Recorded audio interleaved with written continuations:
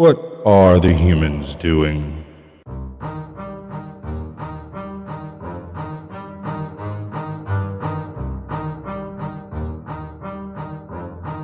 Yeah. I wanna build a life worth living. I wanna be rich cause I wanna be given. I feel the time keeps ticking. I wish I had more, but I'll take what's given. I just wanna pop cause I've been working a lot. I think I deserve a shot, I think I deserve a spot. Cause it's been years on this path that I walked, and if I keep going, I pray I'll be at the top. When I dream big, yeah, I commit. Wanted this life since I was a little kid. Never thought twice, I just did what I did. Worked towards it and now I have an addiction. I've been living life like a dream, like it's fiction. I've been doing things like I have no restrictions. I don't plan to stop, no I don't plan on quitting. Everything I do, yeah, I do it with conviction. I will never give up, I will never give in. Everything I do, yeah, I do it with conviction. I've been on a mission, I ain't never quitting. Everything I do, yeah, I do it with conviction. I believe in free will. I make choices that lead to what I build. I will never give up, I will never give in. Everything I do, yeah, I do it with conviction. Give me a minute, I need to test out my limits. Like I've been shining the Guinness, I'm breaking records, I'm finished. I feel like I keep on winning. If I don't stop once a minute, I'm moving forward, I mentioned. But this is just the beginning. I've learned a lot of lessons, I've had a lot of blessings. My friends know I'm obsessive, they be chilling, I be stressing. But I don't second guess it, I'm loving every second. I see my life progressing, so I spend time investing. I dream big, yeah, I commit. Wanted this life since I was a little kid. Never thought twice, I just did what I did. Worked towards it and now I have an addiction. I've been living life like a dream, like it's fiction. I've been doing things like I have no restrictions. I don't plan to stop, no I don't plan on quitting. Everything I do, yeah, I do it with conviction. I will never give up, I will never give in. Everything I do, yeah, I do it with conviction. I've been on a mission, I ain't never quitting. Everything I do, yeah, I do it with conviction. I believe in free will. I make choices that lead to what I build. I will never give up, I will never give in. Everything I do, yeah, I do it with conviction.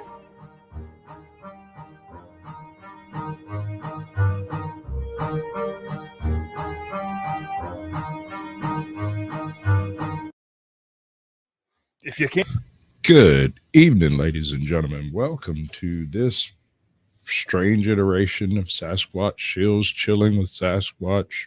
I'm not drinking and I haven't hammered my Red Bull yet. That's going to happen while we talk to Captain Curmudgeon. But before we do that, Andrew, welcome to the show, bud. Seems like you came in here by yourself. That's cool, man. That's real cool. We like the dedication, you know. So let's listen to what this man has to say, because I find Captain Curmudgeon absolutely hilarious myself. Some people seem to be slightly offended by his choice or humor. Ronald Ermy? Yeah. Yeah, Gunny. Uh-huh. Oh, yeah, baby. Dude. Oh, God. One of my heroes. if you came here tonight for my State of the Union analysis, here it is in 85 words or less, starting now. Didn't watch, don't care. The State of the Union is one of the most pointless obligatory exercises we engage in as a nation. If I haven't watched the Super Bowl in 7 years, why would I want to watch Geritol Joe Biden gargle his dentures for an hour and a half? The Constitution requires the president to deliver a yearly message to the Congress. Jefferson used to send his in the mail. Jefferson, as was so often the case, had the right idea. The end. Well, that was short and sweet and to the point. All right, then. Fantastic. All right. So tonight's fair is sort of an interesting twist on history. Are you aware that there was a Native American Marco Polo persona? Indeed. There was an individual, and I can't say this man's name to save my life, but it's something like Moncacht Apé. And apparently he spoke several European languages and maybe a dozen native languages. And he encountered an individual who could write. and spoke, I think, French. And they sat down and had a big, long conversation and wrote some of his story. And then later, another individual encountered him that could also write, but I think this one was in Spanish. And he wrote an almost identical story to the first one, although they didn't necessarily credit the same individual. But the stories are so very similar, they just about have to be talking about the same guy. Now, I did send out an invite. So there is a guest in theory, although since she has 2,755 different email addresses, God knows if I managed to get the same one, right? Voitui, a Caucasoid Blackfoot. That's pretty good, bud. I like that. That would make one hell of a YouTube name, bud. That would make a great YouTube name. That's good. Oh, wow. You could troll everyone. It's beautiful, bud. Anyone else out there love reading the travel accounts of people like... By the way, this is from Ancient Architects. One of my favorite channels. He's hit 128,000 subscribers since like January of last year. My man has put in the work on some truly excellent videos. And if you haven't encountered his work before, you should have, watching me. But if you haven't encountered his work before, you should certainly go by and check it out. Like Ibn Battuta, Marco Polo, and Herodotus. I'm a bit of a travel nerd, and I love reading these accounts. They allow you to glimpse into great moments of discovery and to see lands and people long gone. When we consider such accounts and think of the Americas, we think of Europeans exploring the vast American continents because, by and large, those are the accounts that were written down and that we still have today. Sadly, we don't have any historical accounts of indigenous people making such journeys. Or do we? It turns out we do. Today, we are going to look at the story of perhaps the most well-traveled indigenous person that we know of, Moncacht Apé, the man who traveled from the Atlantic to the Pacific.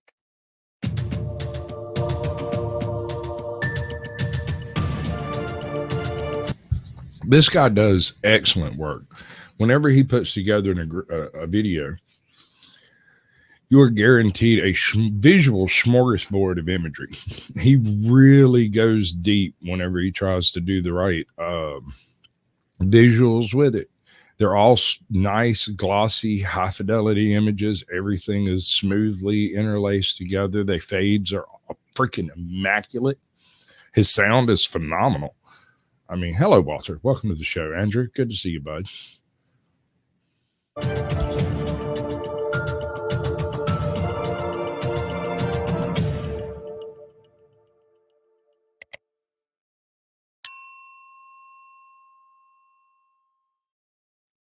Before we introduce Moncacht Apé, let's discuss our sources really quick. The only account of Moncacht Apé's story was written down by one Monsieur Antoine Simon Lepage du Prats.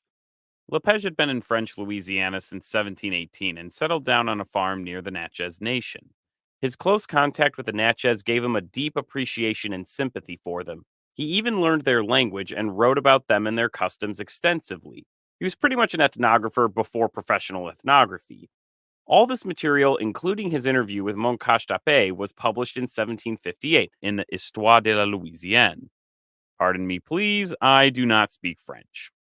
Ironically, this actually wasn't the first time that the account of Moncacht Apé was published, because during his stay in Louisiana, Lepage encountered a French officer named Jean-François Benjamin Dumont de Montigny, with whom he shared his notes about the Natchez and also Moncacht Apé's story.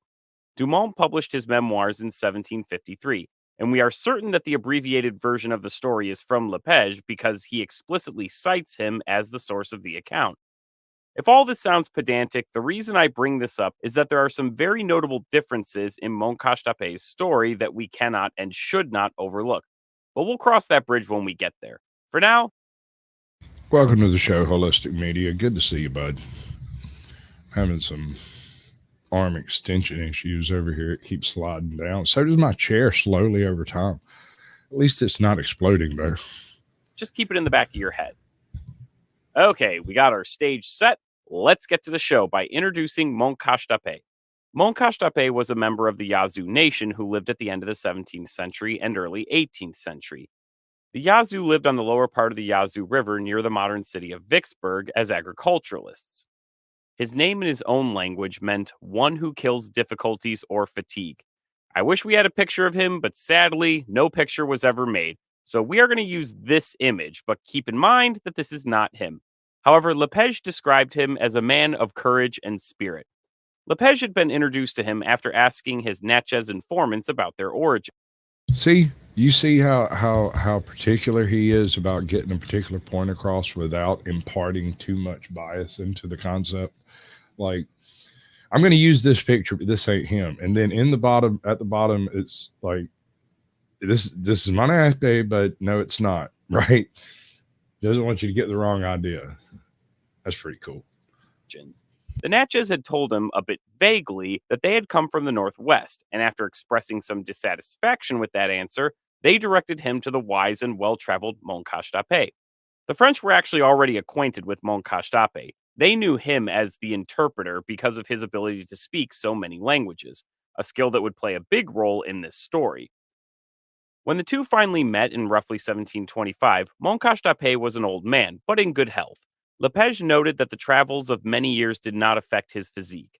Moncacht Apé was asked to retell his travels to Lepage, to which he happily obliged over the next few days. Moncacht Apé's story begins on a tragic note when he was a young man. He had been married and had had a family, but all of them had died, although the account does not specify from what exactly. After this event, Moncacht Apé left his village to stay with a neighboring Chickasaw. During his stay, he began to wonder where his ancestors, all their ancestors for that matter, had come from, but the Chickasaw could not tell him anything that he didn't already know.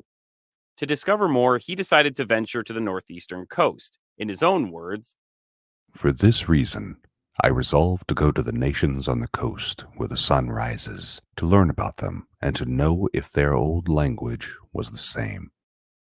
With this knowledge in hand, he set out to the north before arriving in Shawnee territory.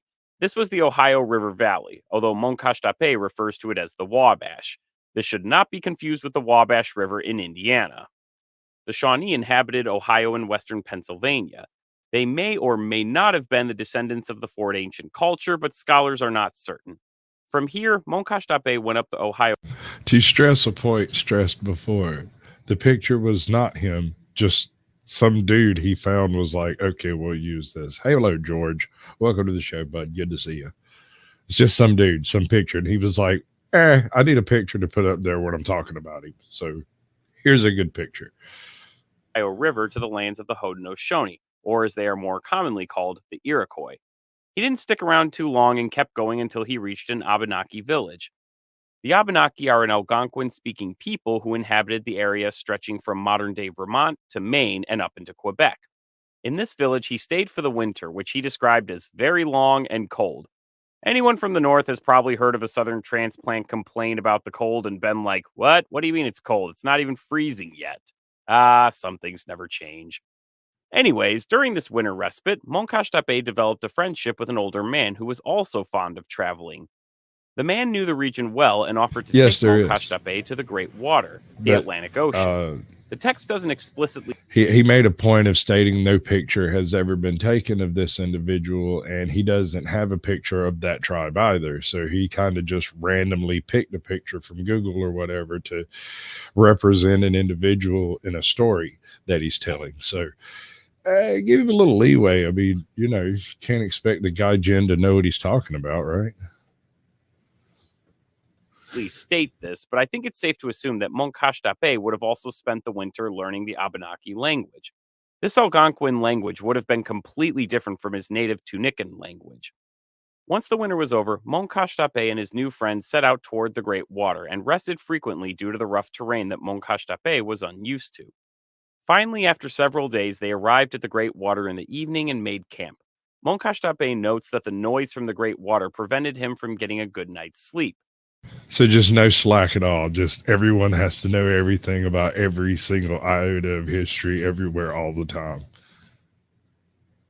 All right, man. Okay. Keep that in mind. When they awoke, they watched the dawn from the shore. I can only imagine what a beautiful sight it was. Well, that is until Moncacht Apé lost his nerve and fled uphill. See, he had noticed the tide coming in and had panicked, thinking that the water would overtake them both. His friend had to explain how the tides regularly ebbed and flowed and that they would not be drowned. Now, reassured that they would survive, he returned to the shore. The old man went on to explain how the French came over the water in their floating All right. villages and how All right, their hold land. on. That sounds pretty ignorant, but consider this. Biggest water you've ever come across in all of your life was possibly a lake. Something you could take a canoe in, for the most part, safely. And then he gets to this place where whoosh, whoosh, and even with the unsettledness of the water, which is unnerving for a landlocked individual from a swamp, I can tell you that one from experience. It takes a second to get my eyes straight around a shifting horizon, so to speak. But to realize suddenly that the water is coming up, that it's literally rising, to have noted over the time that he was there that, wait a second, that water was out there a little while ago. Shouldn't we be moving to the hill over there somewhere? Because, like, that's going to get us. And they're like, no, it's only 2:00. We got another couple hours. But the water is moving, is coming after us. No, it's not coming after us. We'll be out of the way by the time it gets here. It's unnerving, man. Because people who live in that environment, they know about that stuff. And if you don't know about it, it's like you're constantly watching that water because it's going to come and get you. What's up, Woodley? Woodlev? Woodelv? Woodelv? Woodelv? What's up, bud? Who's Eric? This is Ancient Americas, and he is telling the story essentially of, to coin a term, I guess, the Native American Marco Polo. And we actually have a couple of accounts of his life, and he's going through the differences and the things that are the same. And I really appreciate him having made this video, because I read about this guy when I was in like middle school, but I could never remember his name. All I could remember was the APE part. And it was like, I thought monarch or monarchy or something like that, but I couldn't ever remember the name. So I could never follow up on it. And then I come across this video and I was like, that's the dude. He went all the way across America. And there's like a couple of variations on the theme. It's a good one. Hello, Mayhem and Miracles. Welcome to the show. Good to see you. Absolutely good. Pink waving hands. Yay. We love pink waving hands. Land was on the other side of the Great Water. The French had told him that the Great Water touched all the lands and was as large as the earth. In the evening, they set out back for the village, and after arriving, they shared their trip with the community. During the discussion, another old man told Moncacht Apé about a waterfall over the Great River that made such a noise that it could be heard a half a day away. As you can probably guess from this description, they were describing the St. Lawrence River and Niagara Falls. Intrigued by this, Absolutely, Moncacht Apé ma'am. asked his partner if he'd accompany him to these falls, to which he agreed. The trip must have taken some time because Moncacht Apé ended up staying another long winter in the village. Interestingly, there's a comment about how hard it was for him to hunt in the winter because of having to wear snowshoes. Once the spring arrived and provisions were made, the two set out for the falls by going to the Great River and following its course on foot. During the trip, they were able to hunt abundant game as well as bison. If that sounds odd, remember, American bison used to exist as far east as New York up to the late 18th century. In fact, there's a debate on exactly which American bison was quote unquote dominant, because genetically speaking, the eastern Rocky Mountain bison is smaller but more genetically diverse. The Great Plains bison was virtually identical genetically, much larger, and lived on a wider forage. And then the East Coast bison were smaller forest dwelling bison, but had a more robust breeding population. So they had a wider genetic range too, up until like whatever. And you can argue it was human intervention. It was certainly human intervention to an extent. I read a theory about us bringing cows over, and the cows carrying different types of new parasites and stuff, worms and whatnot, and it decimated the bison herds before they started actually hunting them out. I don't know. I'm gonna look for that video. They were all over the continent. As they neared Niagara Falls, Moncacht Apé could hear the roar of the water before they ever saw it, just as the old man back in the village had said. He had also urged both of them to take buffalo wool with them to put in their ears to protect their hearing. With their buffalo wool in their ears, they finally came to the falls. Moncacht Apé remembered the moment like this. I had never been able to believe what the old man had told me, but when my eyes and senses beheld, I thought he had not said enough for that which my eyes saw. This river does not fall. It is as if it were cast, the same as when an arrow falls to the ground. This sight made my hair stand on end and my flesh creep. After leaving the falls, they headed south to the Ohio River, where they both fashioned a small dugout canoe to take Moncacht Apé back home to his village. His friend had packed a hatchet specifically for this purpose, since going by boat would have sped up the return home. On their last day together, they killed 2 buffalo, smoked the meat, and split up for their respective journeys. We parted with hearts bound. I kind of have an issue with that statement, but I get where he's going with it. If they killed 2 buffalo on the quote unquote last day, they were there another 2 weeks smoking meat. And to smoke the meat of 2 buffalo, you're talking a quarter acre of smoking racks. I mean, that's 1.5 tons of beef off the hoof. Like, I mean, that's probably 2 tons before you knock the hooves off of them. So I'm just saying that's a good almost month of smoking, unless I'm wrong. I mean, Curious Squirrel, if you know, let me know, because that would be cool. How big's a buffalo and how long does it take to smoke a whole one? You got to wrap it in a paper. Does it come pre-rolled? I don't know. Inquiring minds and whatnot. Bound together like good friends who love one another. If he had been without a wife and children, he would have joined me on my trip to the west, of which I have spoken. Moncacht Apé was able to continue down the Ohio and Mississippi rivers without incident, only noting a brief encounter with 2 canoes full of Quapaw who were taking a calumet, or peace pipe, to the Illinois Confederation. Making his way back to the Yazoo River, he was able to return to his village to the joy of his friends and relatives. This was the conclusion of his first journey to the... Hey, Snart, welcome in. Good to see you. Have you tried eating crackers? I know a few who'd be happy to be eaten. Northeast, to the Atlantic coast, and to Niagara Falls. As cool as that trip was, it ultimately didn't answer Moncacht Apé's original questions about the origins of his people, and this really kept him restless. He wanted to trace his ancestors' footsteps and travel to wherever they had come from. So he made preparations to undertake a new journey to the west. This is a good time to note... Andrew, we could do some peyote with them. That's not outside the realm of possibility. I'm not adverse to peyote. I just want to be in a real controlled environment before I go off spirit walking, man. That's all. Mushrooms, LSD, all of that stuff. I like to put myself in a nice little safe fuzzy box before we go tripping. Now you've stepped beyond my knowledge. I love it. I'll have to look that one up. That we don't know exactly when these travels took place, but it's commonly thought that these happened around or before 1700. When everything was ready, or as Moncacht Apé says, when the grain was ripe, he departed his village again and went north, following the Mississippi on the east bank. When he arrived at the Ohio River, he built a raft and floated across the river. Once across the river and into the prairie, he made his way to the Tamaroas, who were part of the Illinois Confederacy. After staying with them briefly, he continued up the Mississippi until he reached the Missouri River.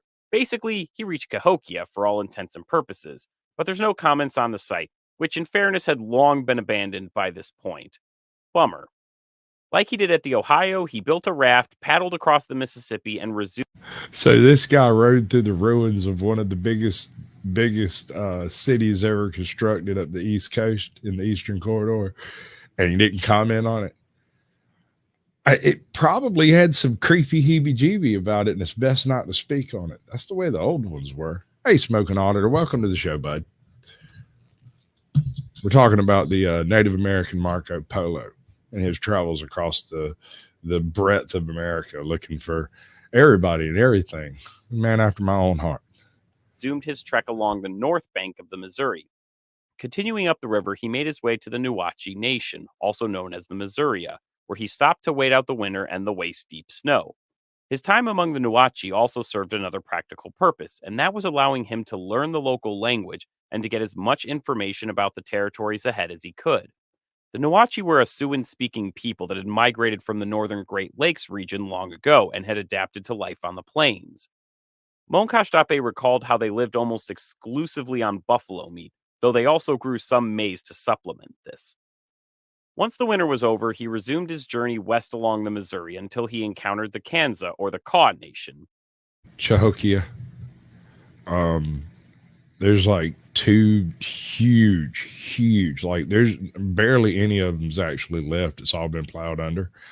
But there used to be two massive cities, one to the east coast of the Mississippi, throughout somewhere in the Delta region, and the other one was west coast. And the eastern was Cahokia, and the western was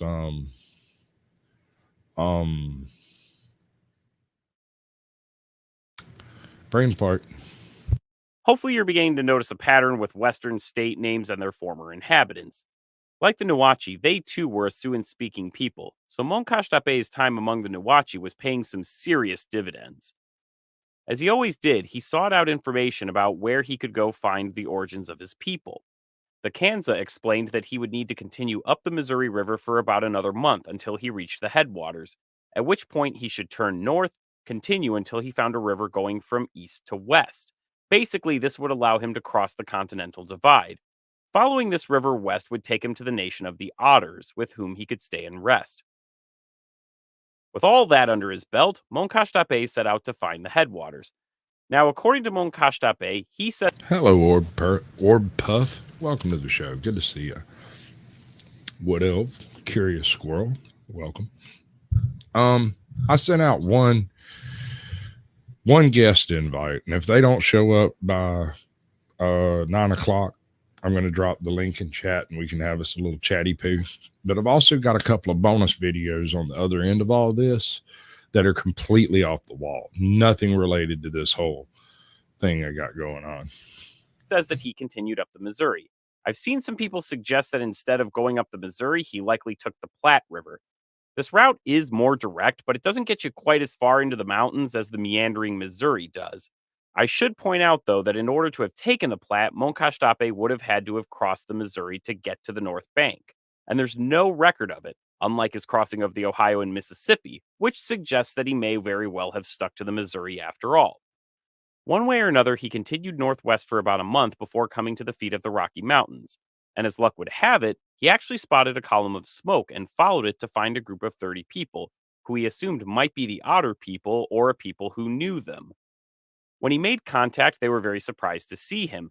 Even though he didn't know their language, they were able to communicate in signs. I'm not sure if this is a reference to Plains Sign Language, but that would be very interesting if Moncacht Apé had learned this as well. After 3 days with them, a man and a woman in the group decided to return to their village and offered to take Moncacht Apé with them. For 9 days, the three traveled along the Missouri before turning north for another 5 days before reaching the beautiful river, which most people associate with the Columbia River or one of its tributaries. Upon reaching the river, the husband and wife asked by signs if he wanted to bathe in the river. Moncacht Apé was hesitant and explained as best he could that he was wary of crocodiles in the river, which the couple eventually made clear that there were none and he was able to bathe. Lord knows he probably could have used it after crossing the Rockies. Quick aside here, this part of the account piqued my curiosity, and I wanted to see if the Continental Divide can... Not that I'm aware of, at least not directly. It does imply that around this same time there were massive migrations taking place in the native population that are undocumented by the Western world. So it may be related sort of anecdotally.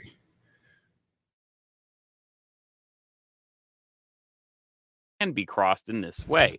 Is it really possible to follow the It probably is about the same route. I mean, they were going to the same place for basically the same purpose.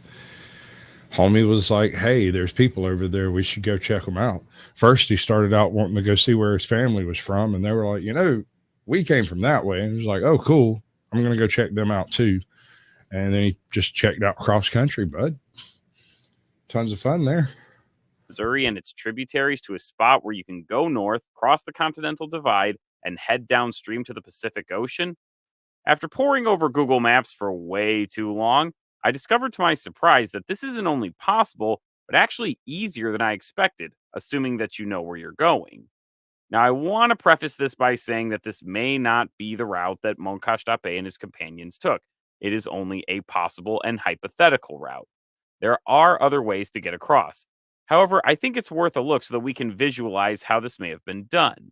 So let's zoom in and check this out.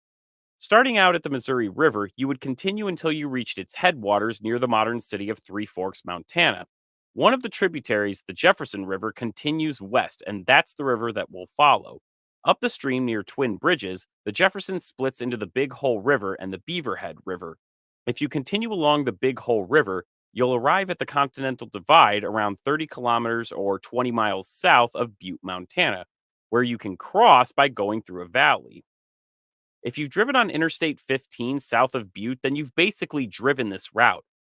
Once you cross the valley, you arrive at the Silver Bow Creek, which will take you to the Clark Fork, which will take you to the Columbia River. Assuming you have a local guide or good directions from the locals, this looks like an easy way to get across the continent. Well, I mean, let's look at the situation. If you are aware of the choice between going over the mountains and rowing up a river a little ways, which do you choose? I have carried a pack up a mountain, and I have rowed a canoe up a creek, and I will choose that canoe 99.99999 every time I get the chance. Every single time. Because not only can I carry more stuff in a canoe and have a much more comfortable trip, there's food everywhere in that water. You just ride along and eat. It's kind of like going through a drive-through that never drives. Continental Divide. With that said, let's get back to Moncacht Apé.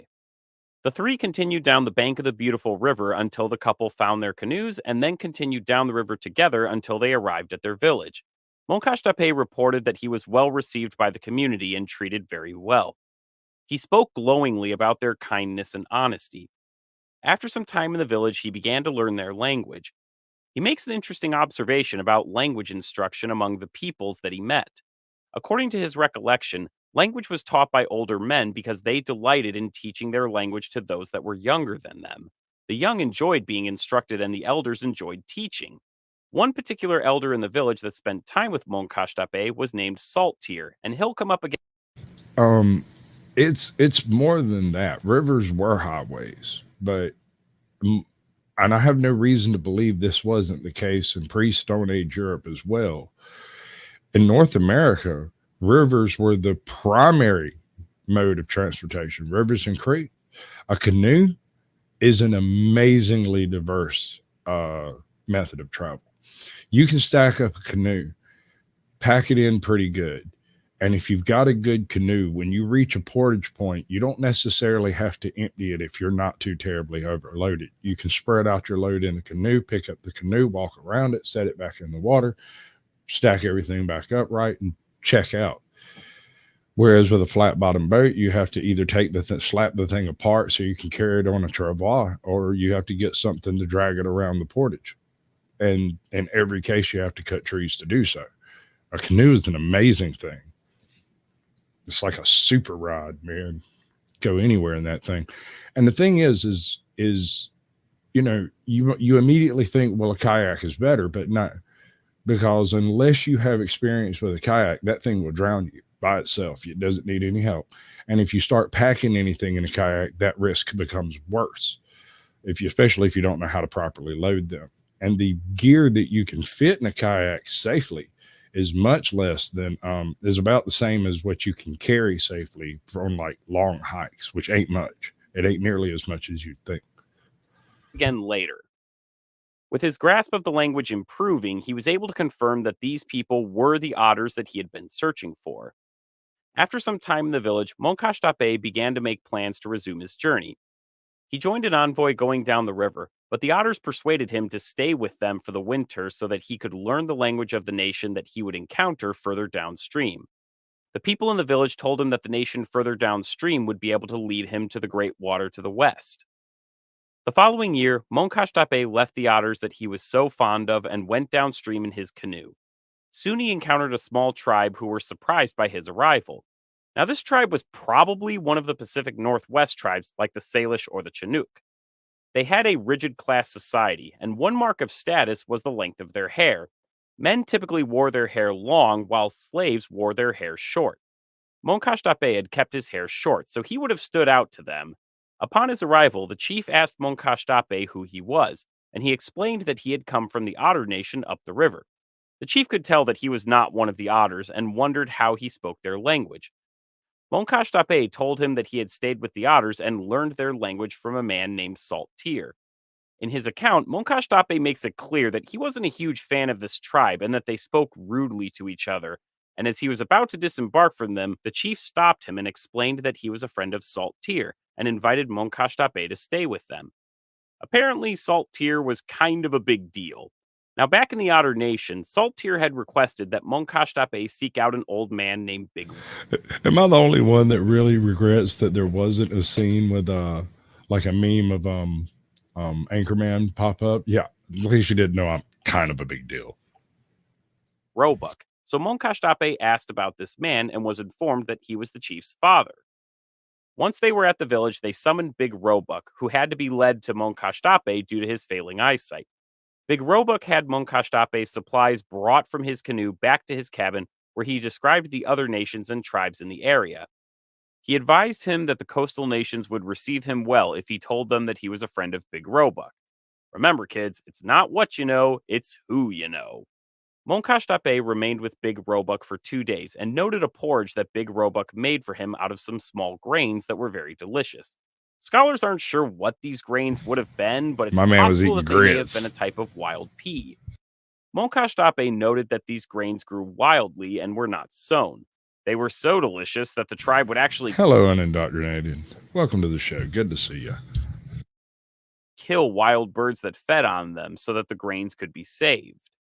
Finally, after the 2 days were up, Moncacht Apé departed Big Roebuck and the rest of the tribe and continued downriver, stopping no more than a day to meet each tribe downstream. The last of these tribes lived a day's trip away from the Great Water and welcomed Moncacht Apé into their community. The account notes that they ate the same grain that Big Roebuck had served him, but that they also ate fish and shellfish from the river. Moncacht Apé describes one animal with a head shaped like a young buffalo, but not of the same color, that would come ashore to eat grass. This baffling description is most likely a seal, though it's uncertain why or how he thought it ate grass. Even though these people lived well, they lived away from the river to conceal themselves. Wouldn't that match the description of a dugong or a sea cow? Are there sea cows in the Pacific Ocean? I think that's what a dugong is, isn't it? Because that's in that'd be the Indian Ocean, the South Atlantic, Australian Sea. My man saw a dugong. He saw it eating grass too. Oh yeah. From the people they called the bearded men. These bearded men would come from the west, make landfall, and try to carry off their young. As for the men themselves, Moncacht Apé was given this description. They told me that these men were white, and that they had long black beards, which fell upon their breasts, that they appeared to be short and thick, with large heads, which they covered with cloth, that they always wore their clothes, even in the hottest weather, that their coats fell to the middle of the legs, which, as well as the feet, were covered with red or yellow cloth. For the rest, they did not know of what their clothing was made, because they had never been able to kill one, their arms making a great noise and great flame, that they nevertheless retire when they see more red men than their own numbers, that then they go aboard their pirogue, where there are sometimes 30 or even more. They added that these strangers came from where the sun sets to seek upon this coast a yellow and bad-smelling wood, which dyes a beautiful yellow. Wow. That's pretty Hey, Cammed Up Caveman, welcome to the show, bud. Good to see you. That's a pretty apt description of well, not Vikings, Rus perhaps, maybe Kamchaktas. Uh, Here till they had them a little sailing history, but they're white and they're not white. The Ainu perhaps they're bearded and white, not real big. They have they had a bit of a seafaring culture, but that seems pretty aggressive for the Ainu. And they don't mention anything about the face tattoos, so unlikely the Ainu. Um, Yeoman, perhaps they had a thriving sea culture around that time period. But that's a little too far west. I mean, that's still as far west as Kamchatka. So I don't know. Maybe some Aleutian natives that decided to be white and have beards. None of this makes any sense, but okay. Monsters be monsters, I suppose. Okay, that's a pretty colorful description, and we'll discuss their identity later, but for now, let's continue with the account. These men were such a regular nuisance that the locals had actually begun to cut down the sought after trees in the area to deter the bearded men from coming. So much so that they actually deforested the banks of the river. But this only appears to have had limited success, because the bearded men found new areas with the trees that they still returned to every year to get more of this wood and its dye. That year, though, the local tribes had decided that enough was enough and to drive off the bearded men once and for all by assembling all their warriors. Moncacht Apé was curious about these bearded men, and he offered to accompany the warriors. Remember, he had dealt with European settlers, and he wasn't afraid of their firearms.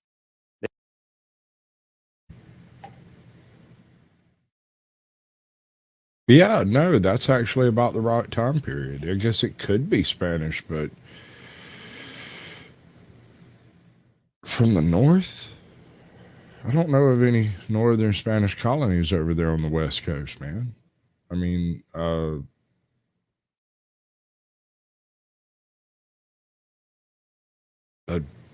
drawing a blank on that one. They left the village and traveled 5 days to the river, where the bearded men would arrive to collect wood. This spot up the river was between two cliffs, which would provide cover. At first, the group planned to wait for the bearded men behind the cliffs and then ambush them to prevent them from landing. Moncacht Apé wasn't very enthusiastic about this plan and opined that even though he had never made war on the whites, he knew that using this plan, they would not be able to kill many of the bearded men. He instead proposed that they leave 2 men on the cliffs to alert the rest about the bearded men's arrival. The others would hide in the woods and wait for the men to come ashore and cut wood, and then ambush them. With this plan, Moncacht Apé assured them that even if some of the bearded men got away, they would be able to kill many of the others. Everyone agreed with Moncacht Apé's plan, and they dug in and waited. After 17 days, the bearded men arrived in 2 boats as expected. They landed near the cliffs, and for 4 days the warriors kept watch until they came ashore to collect wood. The attack was launched as You hit the boats, burn the boats, and then wait patiently for everybody to come back and murk absolutely every one of them. No one ever returns, so no one ever comes back. And if they do come back, they come back looking for answers. Well, you could tell them they shouldn't be over here at all. See, we burnt the whole place down. planned, but to Moncacht Apé's disappointment, they were only able to kill 11 of the men. The others were able to get in their boats and race back to the ocean. Moncacht Apé reflected on his disappointment. I do not know why it is that red men who shoot so surely at game aim so badly at their enemies. They were as much afraid of our numbers as we were of their firearms. My man just dropped the very first stormtrooper burn. Upon examining the dead, Moncacht Apé personally observed. They were much smaller than we were and very white. They had large heads and bodies sufficiently large for their height. Their hair was only long in the middle of the head. They did not wear hats like you, but their heads were twisted around with cloth. Their clothes were neither woolen nor bark, he would say silk, but something similar to your old shirts, without doubt cotton, very soft and of different colors. That which covered their limbs and their feet was of a single piece. I wished to try on one of these coverings, but my feet would not enter it. My man wearing silken robes? What's up? Just doing our best. How you doing, bud? Good to see you. Um, Japanese, maybe that would point back towards the Ainu of the Yaman. Did the ancient Koreans do silk? I don't think they did silk. I thought they were grass weavers. It does kind of sound like an Iraqi, man. You're not wrong. You're not wrong, but we're way too far east. Are we talking like maybe Sri Lankans or Indians? How far did they travel at that point? I mean, I'm just not that up to date on my Southeast Asian maritime history, man. Moncacht Apé also noted that their guns were rather heavy and poor in range. The group then divided up the garments, personal effects, and scalps of the dead, and then set off for their homes. That just about has to be Russians. They had guns. So if you're not, if it wasn't the Spanish, I mean, because the Spanish were freaking everywhere at the time. If it wasn't the Spanish coming over and cutting trees, or maybe the trees wasn't it, maybe they just thought it was the trees. Maybe they're after something else in those trees. I don't know. The wrap around the head. That's not an uncommon thing, especially once you get like east of Mediterranean. Yeah, that happens all over the globe on that end, because the further north you get, the colder it gets and the heavier the head coverings become anyway. But they're moving south into an uncold land. You would expect them to at least shuck some of that weight, but no, they wear their full coats and everything. Probably armor, if I had to guess, right? Because if they had guns, they were well versed in metallurgy at least. So these coats that they refuse to take off that are made of these amazing colors are probably something like a brigandine plate with a covering, a tabard over it or something like that. You know, it's not bulletproof, but it stopped those arrows. You would seem to be almost invincible to a person wielding a club. Speculation about the identity of these bearded men abounds, and it's probably the one part of the narrative that really strains belief. So, who were they? If they were truly coming from the West, they could have been Japanese or Chinese sailors. Japanese vessels were known to occasionally get swept out to sea and to shipwreck in the Pacific Northwest. However, the account makes it clear that these visitors came so regularly that their arrival could be predicted, and there's no current evidence that I could find that Asian sailors were making regular voyages to the Americas at this time. Now, it's possible that coming from the West is not literal and just referred to anyone coming from the coast. With that in mind, these bearded men could have also been Europeans, but Moncacht Apé's descriptions and his own opinions don't really support this either. Of course, another possibility worth considering is that they were other indigenous people who had had contact with Europeans and had firearms. Now, before everybody smashes their caps lock and rushes to the comments to tell me that Native Americans did not have beards, let me just acknowledge that yes, facial hair is much less common in indigenous people, but that doesn't mean that it's non existent. And there are depictions and reports of indigenous people with. Yeah, I'm going to go for the Russians myself. They have the right history. That's the kind of thing they would do. And if they found something they wanted, they just load up a boat and go get it, man.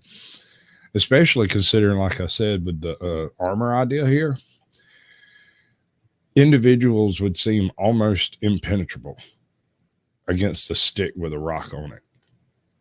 You know, now the later in this game we go, the more likely metal becomes in the actual battles, and so that could easily explain why they stopped coming.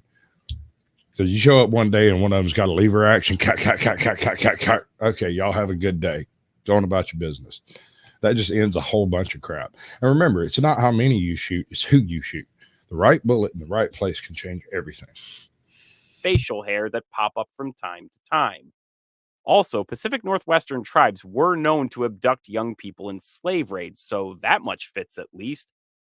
Honestly, this is a wide open question. Maybe we're thinking about this totally the wrong way. Perhaps they're Polynesian and not European at all. Perhaps they're not Pacific, Southeast Asians, and more like Southeast Pacific Islanders. Is that a possibility? I mean, they're magnificent sailors, but what are we talking about? You're talking about folks from Hawaii Or are we back to the Aleutian Islands again? Now, seems like my granny told me some old Russian stories about explorers that went off and found a verdant land and stayed. And then their children came back and told the story about how their parents had come into this wild and verdant rich land and decided they didn't want to come home. And the children were supposed to go and like report back, but they never returned. But more people went to this new land but never could find it. The idea being they didn't go far enough east. Yeah.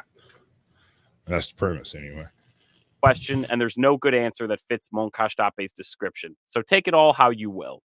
Another problem is the trees that the bearded men sought. No one is sure what is meant by these smelly trees with the yellow wood. I actually tried searching for trees that produce yellow dyes, and the only ones that I could find, like sassafras and the eastern black oak, do not grow west of the Rockies. Rats. Anyways, let's get back to the story. With the bearded men dealt with, Moncacht Apé decided to continue his journey. Actually, that's exactly what I was thinking was bearded Samoans. It would fit the description, and they aren't exactly white, but they're also not native. They're clearly not native at a glance, right?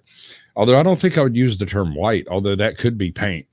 I mean, if these people use something like kind of like the Salutrians used bear fat, they use it to smooth their hair down and to keep insects from biting and whatnot, supposedly. So like mixed with juniper juice or something. I can't remember. But yeah, if they were just using a pigment, and there's plenty of white pigments out there. Not snow white, but they're white enough to be called white. And joined those in the group who lived to the west further up the coast. When they reached their village, he stayed for several days to study the next route. Moncacht Apé noted in this northern area that the days became longer and the nights shorter.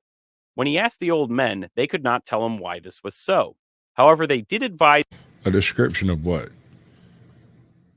The people? They describe Russians or Spanish people, pretty much. People light-skinned, more light-skinned than the natives. Definitely not native by the description. He mentioned a pirogue, right? Which is, you could tight fit 20 people in there. They never do specify how big the group is, but it's clearly big enough that one tribe didn't fill up to take them on, that they had to unite 2 or 3 tribes to take on this invasion force whose purpose did not seem to be warfare, but to collect wood, specific wood. And perhaps there was some type of a Western myrrh or something along those lines, and it was just too dangerous to actually harvest in that fashion. You had to come in and cut it down and then derive the pigment from it after the fact. And perhaps it was eliminated from existence by this very threat, since people realized, hey, these bad people come and try to take this stuff. Let's just get rid of it so they don't come back. That it was useless to continue further north, because the coast continued northwest before turning west until being cut off by the Great Water. They reported that the land further north was barren, cold, and uninhabited. One of the elders even told him that as a young man, he had journeyed up the coast and had seen the land himself, but that it was not worth it and that Moncacht Apé should return to his home. With that, he turned back and made his way back the way he had come. Lepage ends the account by estimating the total time this trip to the west took, and arrives at a reasonable figure of 5 years. Strangely, there's no mention of whether or not he found an answer to his original question. That's a little bit frustrating. As a side note, although we can't map out Moncacht Apé's exact route with certainty, you can do a rough estimate of the distances he traveled, and those numbers are stunning. According to Google Map, a trip from Vicksburg to the coast of Maine is roughly 2,900 kilometers, or 1,800 miles. A trip from Vicksburg to the northwest coast is over 4,000 kilometers, or 2,500 miles. Keep in mind that these are just rough estimates, but I think it helps put all that traveling into perspective. So the next time you feel like a champ for hiking the Appalachian Trail, just remember that Moncacht Apé would have left you in the dust. So what are we to make of this? Is this account believable? Before we answer that, we need to look at the second account that I mentioned earlier from Jean-François Benjamin Dumont de Montigny. Dumont's account of the story, first published in 1753, is much more abbreviated than Lepege's, but the ending is where things really diverge. According to Dumont, Moncacht Apé continues down the beautiful river until he's prevented from continuing to the sea because of a war between two nations further down. Rather than turning back right away, Moncacht Apé stuck around with his hosts and actually joined them in 2 slave raids. In the second, they captured 4 people, one of them a woman whom Moncacht Apé took back to the village and married. In this account, she describes her home, which was only 2 days from the sea, and also describes the arrival of men from a large sailing vessel who came ashore to get wood and water. She describes the men in vaguely similar terms as the bearded men in Lepege's account, but without their firearms. Shortly after this description of the bearded men, Dumont's version ends. There's no account of Moncacht Apé's return, and the final words are Moncacht Apé lamenting that he never got to see the great water. Why is this so different? It's very noticeable that the bearded men are almost completely absent from this account. While they are the most mysterious element of Lepege's account, Dumont fails to make any mention of the West Coast or the Alaskan coast that Moncacht Apé's informants told him about. This may seem innocuous, but it becomes more important when we consider the state of geographic knowledge at that time. See, in the 1700s, there was a spirited debate about the geography of Western North America. Cartographers were still trying to pin down the details of the West Coast. Voyages by figures such as Juan de Fuca and Bartolomeu de Fonte and the account of Lorenzo Ferrer Maldonado fueled some pretty wild theories about the Pacific Northwest. In particular, the presence of a Northwest Passage south of the Arctic. Sometimes these flew in the face of established facts. A good example is the island of California. Wait, the island of California? Yes, because in many old maps, California appears as an island, despite Spanish explorers proving that it was not an island over a century before. In many contemporary maps, North America and Asia were shown to be separated by. Okay, so let's bite on this one. If it were Spanish explorers that were coming ashore specifically for wood, and these natives assumed that it was this mysterious yellow wood, what would that yellow wood have been, perhaps? Cedar. Some of that can have a yellow hue. I don't know of any dyes made from it, though.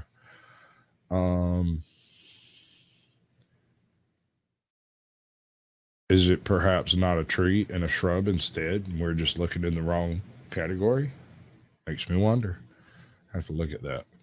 By the Strait of Anian, which created a Northwest Passage via the Hudson Bay. One fantastic element that is of particular importance to us, and that these cartographers proposed, was a vast inland sea in the Pacific Northwest that shrank the width of the North American continent considerably. French cartographers were big believers in this. They really wanted that Northwest Passage to exist. Unfortunately for them, Moncacht Apé's account makes no mention of such a body of water. In believing Moncacht Apé's account, Lepage had to reject the notion of a Sea of the West, and put himself on the wrong side of French academia, and he would even admit to this when he wrote, I cannot conceal that the part of this map drawn on the extract from the report of the Spanish Admiral de Fonte does not agree in any way with the report that Moncacht Apé gave me of his trip. Hello, Izzy Pop. Welcome to the show. You're a few minutes from me dropping the link if you're interested. Just stick around. It gets better. Dumont appears to reconcile this by keeping Moncacht Apé out of the coast, and keeping the account as credulous as possible. In doing so, he would have remained in the graces of his fellow Frenchmen. In fact, Dumont outright dismisses the geographic implications of Lepege's account. Whatever one may think of this narrative of Sieur Lepage, which some perhaps will look upon less as a reality than as a bad copy of Robinson, it cannot possibly suffice to give more light to our geographers concerning the true position of the Sea of the West and the route to take to arrive there through North America. It's also safe to say that there was a rivalry between the two. Despite using Lepage as a resource for his own writings, Dumont was probably aware that Lepage was looking to publish his writings of Louisiana, and likely wanted to get his work out the door first to be recognized as the authority on the subject. Despite Dumont's editorializing and jabs, Lepage doesn't seem very concerned with any such controversy, even though he was probably aware of Dumont's writings. Or maybe he was ignorant of Dumont's publishings, or maybe he was just trying to stay above the fray. No one is certain. But looking at Lepage, how credible is this account? I don't want to dismiss the idea that Lepage could have engaged in exaggeration or embellishment. He certainly may have. By the time Lepage published his account in 1758, more detailed geographic information about the Pacific coast was becoming available, and he could have embraced this as he edited the account. Of course, we have no way to know for certain. One criticism that has Hi, Bill. Welcome to the show, girl. Good to see you. I haven't seen you go on live recently. been leveled at this account is that Moncacht Apé doesn't go into much detail about the size and scale of the Rocky Mountains. I personally find this critique a bit off the mark. It's possible that this was pretty common knowledge to indigenous people and that Moncacht Apé assumed that Lepage was familiar and didn't want to elaborate on them. Maybe they were just the boring bits between the rivers where all the action was. I don't really know. The part that I personally find a bit suspicious is that it only took a month to get from the Kanza to the Missouri headwaters. If that's true, he must have been hauling it. Another point that is often brought up are the descriptions of the bearded men. Even today, they are mysterious, and identifying them is an elusive task which doesn't lend it. Andrew, are you familiar with the calendar of the turtle or tortoise? And aren't those months a bit longer than ours? Aren't they like 43 days or something like that? I don't know. I remember reading something about it and thinking that it'd be real difficult to make that conversion across several years. You know, Itself to easy credulity. Another criticism of this account has materialized pretty recently. Back in 2007, an unpublished manuscript map drawn by Lepage was discovered, and people noticed some differences between this map and the map that was later published in the Histoire de la Louisiane. In the published map, Lepage notes the route that Moncacht Apé took between the Missouri and the Beautiful River. But that is absent from this draft, which was likely drawn up after the interview with Moncacht Apé. In fact, the entire Pacific coast is missing from the manuscript. This has struck some scholars as very peculiar, because had he known about Moncacht Apé's travels, he would have noted the passage to the Pacific. seems like it's something like there are 13 scutes, and each scute has sides, and each side represents a different section of the month, and each scute is a different month. That there's more months, or maybe it's less months. Maybe there's only 9. I can't remember. It's probably in that part of my gray matter I blasted out of my head with drugs and head injuries. Pacific, which would have been of great interest to current and potential colonists. Now, I can't find anything to corroborate whether or not this map was meant to be published or that it was in any way final. The source I have doesn't confirm this, so it may be too quick a judgment. However, Lepage's account does contain some good details. The route to the Pacific that is described makes sense. The geography lines up rather nicely with our knowledge of the Pacific Northwest, despite contradicting the geographic notions at that time. Many of the people and cultures that are mentioned in the account match up with the people and cultures that we know were there. Cultural practices such as slavery and war among the nations of the Pacific Northwest is attested by other ethnographies. Lepage himself vouched for Moncacht Apé's honesty for what that's worth. Regardless of how you consider the arguments, though, we will never be able to prove the veracity of this account. In case you haven't already guessed, I really want to believe this account. But even if it's untrue or greatly exaggerated, I still think that this is a story worth telling because it speaks to the incredible ability of indigenous people to navigate the land around them. Contrary to what we might think, indigenous people in the Americas were not living in isolated tribes unaware of the wider world. Like any other humans anywhere, they were naturally curious and inquisitive about their surroundings and would have wanted to know what was beyond the horizon just as much as we do. We also know from archaeology that lots of trade goods were moving huge distances through North America. In some cases, there's actually compelling evidence that these goods were not traded down the line, but brought back by one person. Recall how many people in Moncacht Apé's account had also traveled great distances and could relay information to him. Anyone who has read the account of Cabeza de Vaca and his trek across the American South and Western Mexico can appreciate how indigenous people could journey great distances through many different lands among many different peoples. That's a really cool story if you've never come across it before. Homie goes to this one village, and it's thought to be somewhere in the Mississippi Delta region. And he claims to encounter, I think, 15 different native languages in a single town square. And these people are all arguing amongst each other about what each other's trying to say because they're all using translators back and forth. And it was an uproarious cacophony that he had not seen since leaving the church in Europe. Such well traveled and knowledgeable people were indispensable to European exploration and conquest. No one epitomizes this better than Sacagawea, who aided Lewis and Clark in their expedition across the Louisiana Purchase to the Pacific.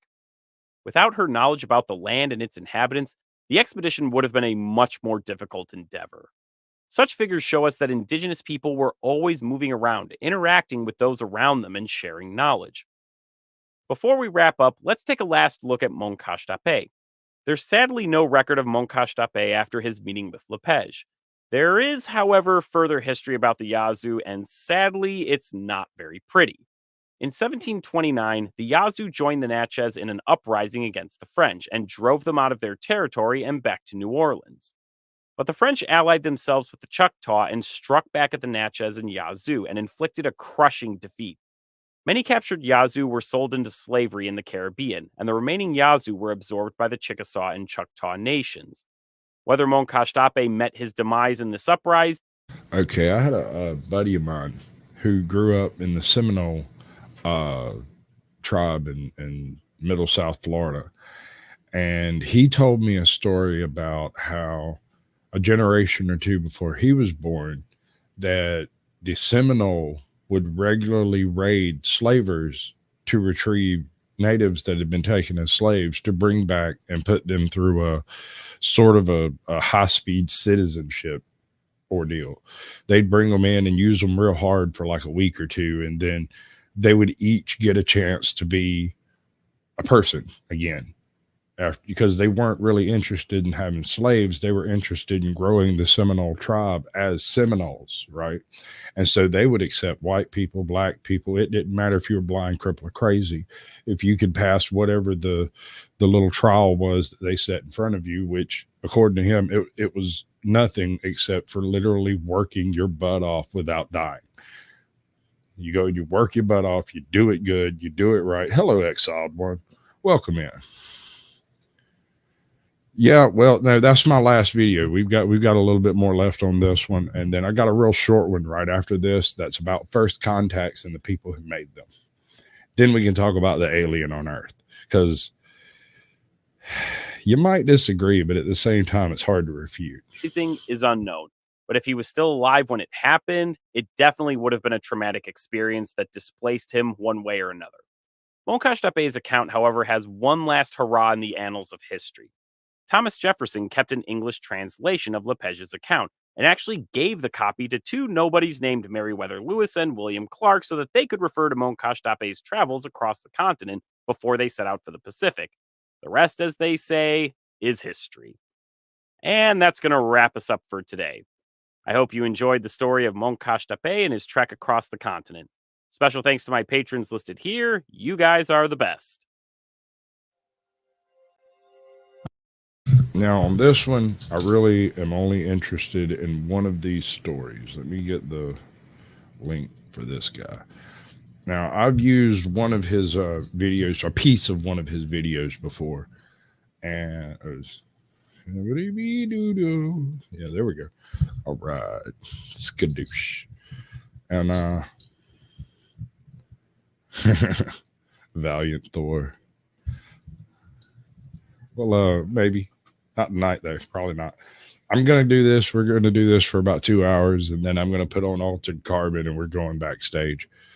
I'm going to drop the link. Actually, I'm going to drop the link right now. Pin that.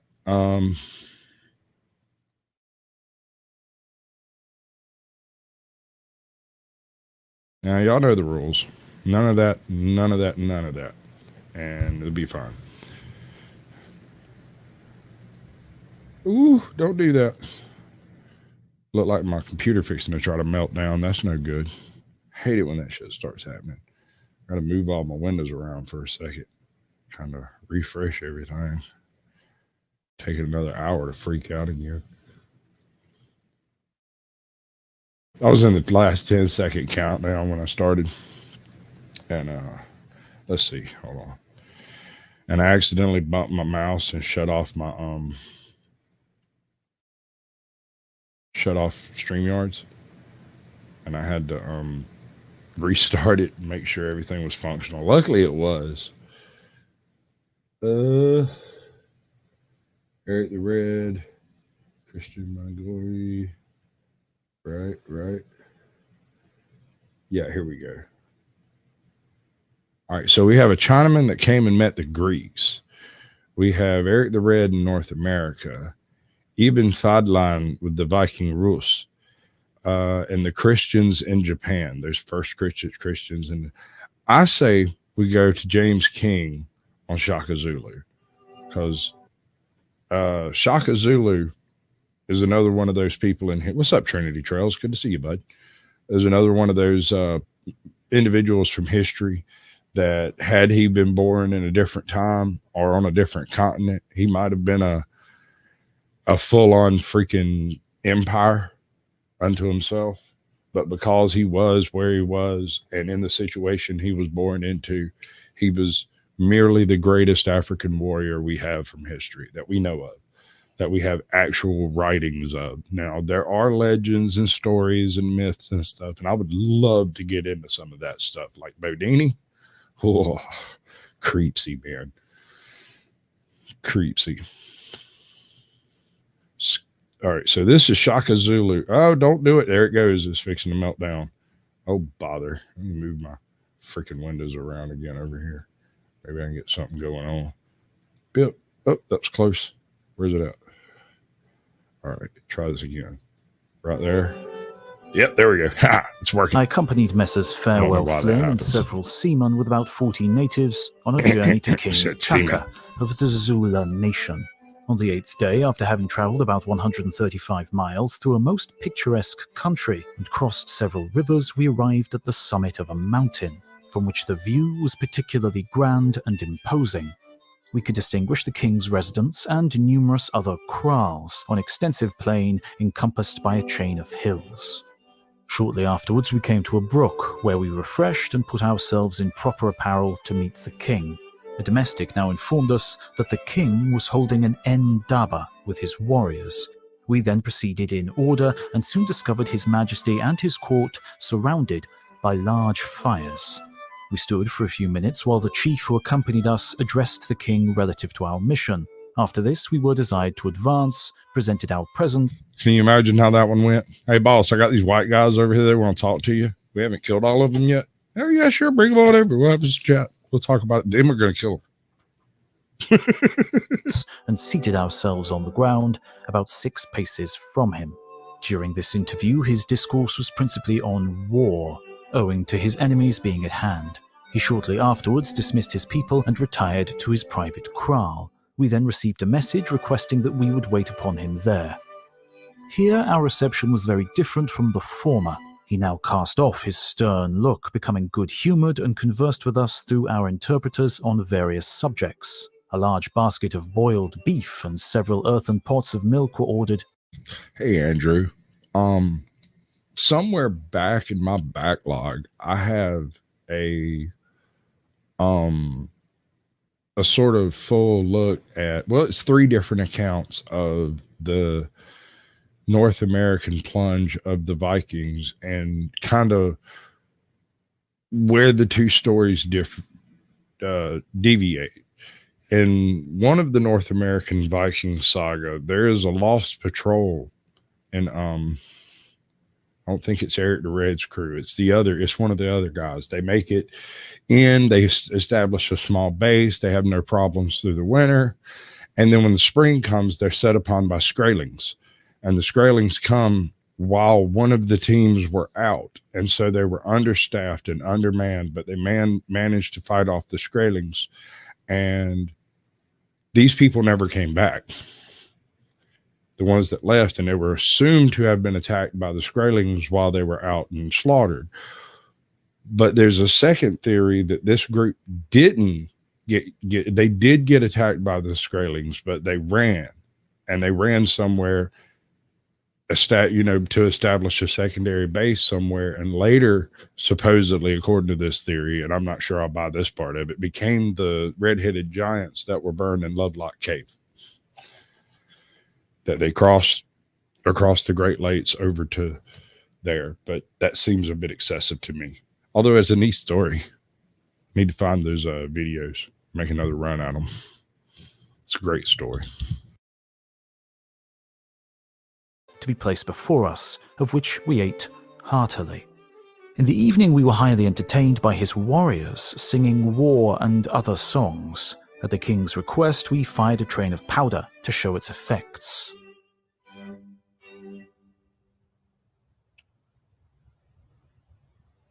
The following morning proved exceedingly hot, so much so that it was scarcely possible to stir about. We therefore kept within our hut.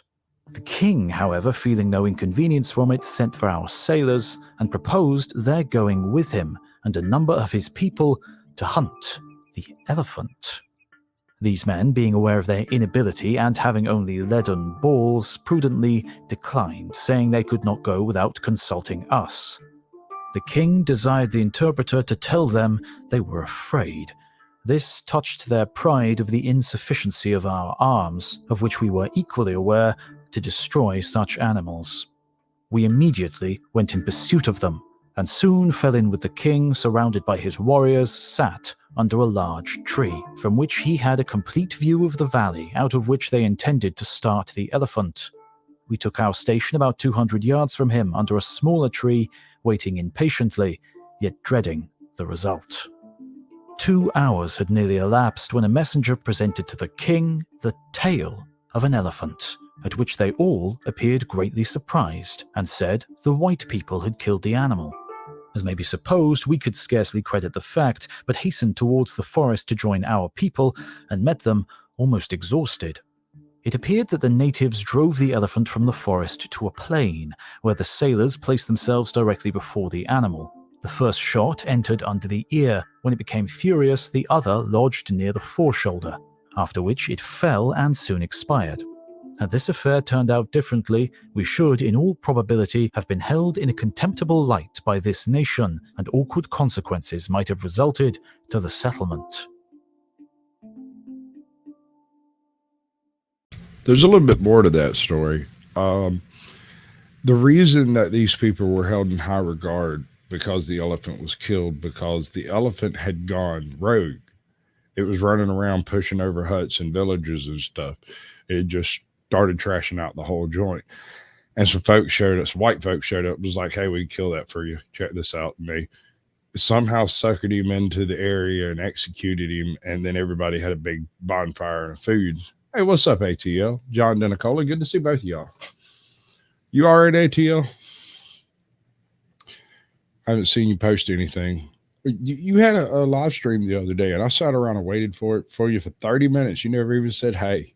You didn't even start it. What am I going to do with you? You schedule stuff, don't even come in. Man. In the evening, in request of the king, we joined in their amusements and could not ourselves avoid singing. We commenced with God Save the King. On our explaining its literal meaning, Chaco was highly pleased. In fact, there was nothing but good humor to be observed in the countenance of every one present. The party broke up at a late hour, and as is usual, in the morning we paid the king an early visit.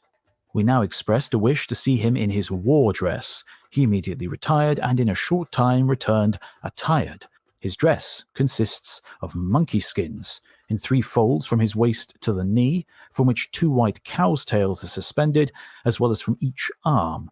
Round the head is a neat band of fur stuffed, in front of which is placed a tall feather, and on each side a variegated plume. He advanced with his shield, an oval about 4 feet in length, and an umkonto, or spear, when his warriors commenced a war song. Chaka is about 38 years of age, upwards of 6 feet in height. Do it in StreamYards, dude. Don't even mess with YouTube at all. Just go to StreamYards and set up your live stream for whatever date. You might. Do you use a point and click mouse or the touchpad mouse? Because I had problems doing it with the touchpad mouse. In fact, I don't think I did figure it out. I think I went and got my laser mouse. And well proportioned. While sitting in our hut at a late hour, we were aroused by the shrieks of thousands of human voices that we naturally concluded were the enemy advancing, being aware they expected them hourly. The real cause, however, was soon ascertained, which was the death of the king's. You absolutely can do StreamYard. Maybe not with your phone, because, you know, it's from 1984 and still has a pager attached to it, but most phones can handle StreamYard. Grandmother, supposed to be between 90 and 100 years of age. Men, women, and children having cried bitterly for several hours, there ensued a profound silence. It should be a kid's cartoon, man. I'd watch that eating freaking Cocoa Puffs in the morning. Are you joking? I'd sit there cross-legged like a 4-year-old, just absolutely tickled by it. I did that with Vox Machina. Have y'all seen the new season of Vox Machina? I bet none of y'all have any idea what I'm talking about. Sometimes I'm so lonely up here. Anyway. After which, thousands at the same moment commenced a most doleful song, which lasted a night and the greater part of the following day. It is said that this is the only instance ever known of the king having grieved. The day arrived for our departure. Chaka made us a present of 107 head of cattle. We then took our leave, with a promise of returning as early as possible. Remember to follow the link in the description to dive into the chaotic... I will not. In fact, I refuse. All right, so the first white guy to come across Shaka Zulu went home and said, man, that was a hell of a guy. You should have seen him. He's wearing a big old freaking mane and wearing monkey skins, running around with 2 cowtails and just killing absolutely everything that moved. It was phenomenal. All right, now we get to the action-packed segment of the day. This was actually pretty quick, but there was a time period in Earth's history, and ATL, don't jump on me for some religious dogma. We'll get to that later, or not at all, as the case may be. There's a time in Earth's history, at least once, probably more like 10 or 12 times, where the sun was completely blocked from the sky by ashfall. And this happened in various places around the world at various times throughout paleontological history, like deep time. We're talking about periods of time when life was virtually scrubbed from the surface of the earth by catastrophic changes that took place suddenly and without any explicable prognostication. Hello, John Eagle. Welcome to the show, bud. Good to see you. And during these time periods, you would have these massive die-offs that would take place that would wipe out vast segments of the animal populations. Usually the larger animals would be the first to go, followed by the medium-sized ones. One of the recent ones, in theory, right, there's some debate on this. If you're familiar with the Carolina Bays question about the comet impact in the Laurentide ice sheet like 15,000 years ago or so, 11,000 years ago. The theory being that it struck a glacier over 1.5 miles, maybe 2 miles thick, and it detonated such an extent that it blew chunks of glacial ice hundreds of miles. And I love Baldur's Gate type games, man. I used to run a Kenzai wizard with daggers. It was like a little Cuisinart with magic. Anyway, this time period created some really interesting effects in the local genetics of North America. The North America that most people is familiar with simply didn't exist before that event. For instance, there was a much wider diversity pre-Younger Dryas the diversity of life included things like mammoth and mastodons and Great Plains buffalo and ground sloths and all kinds of other craziness. But after this division, there's not a single one of these. There's none of them. And so there's some people who associate the two into being its own die-off. My point is, in each of these events, slimes took over the earth. And I firmly believe that one of the reasons the larger animals died off is that over time in the darkness, there were so many mushrooms and slimes and not enough plants to eat that the ones that didn't starve to death, like the moles and the voles and those that were small enough to live in burrows and eat tubers that were under the ground, were eventually overtaken by the slime moles, who are ironically quite intelligent, given that they don't even have a brain and don't have anything remotely resembling a nervous system. So if you want to look, this episode sponsored by stop it. If you want to look for an alien on Earth, look in the saprophyte kingdoms and the slime molds. These things are truly, truly weird. Like your common yellow slime mold, you can go and get a sample from one on one side of your yard, from another on the other side of the yard. These two may not have ever been related since the primordial soup, as far as genetically speaking. And equally, they may very well be clones. And that's just as likely. Ork. Fork. Bjork.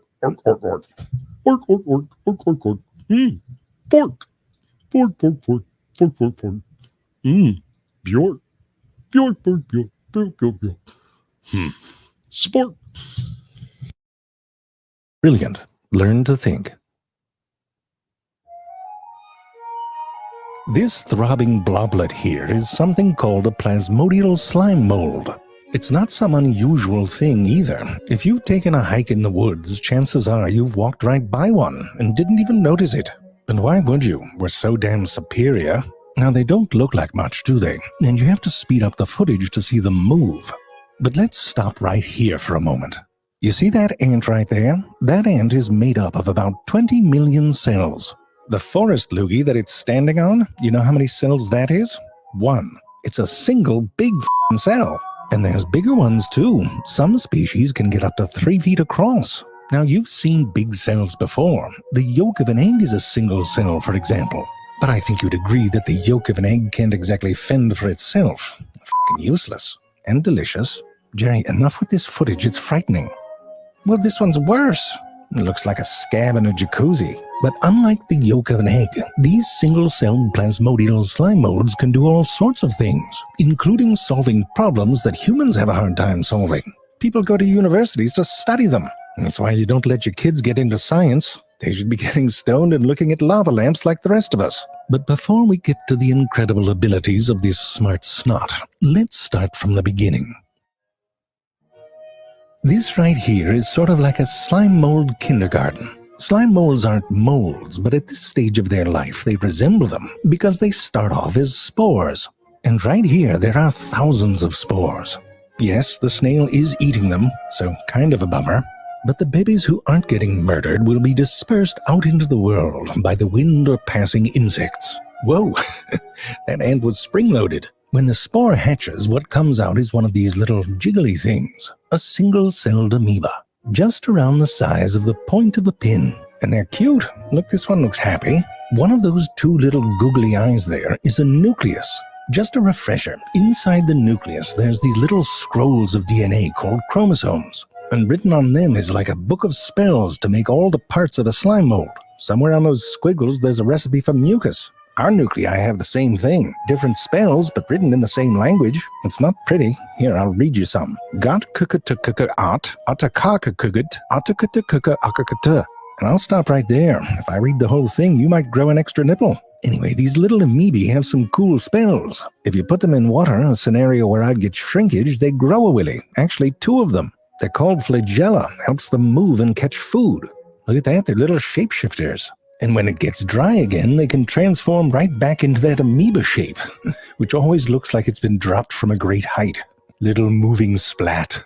To eat, it just sort of surrounds food and pulls little bubbles into its body. It's like if you could just sit down on a bag of Doritos and, well, I don't mean, forget it. Now, if one of these amoebae meets another one that's sexually compatible, they skip the dating and move right in together. The two cells fuse and their nuclei fuse too. Now you got two sets of spells in there. You can imagine the arguments. But so far, it's the same as how we do it. A sperm cell fuses with an egg cell and the nuclei fuse, then preggers, and then we start to grow.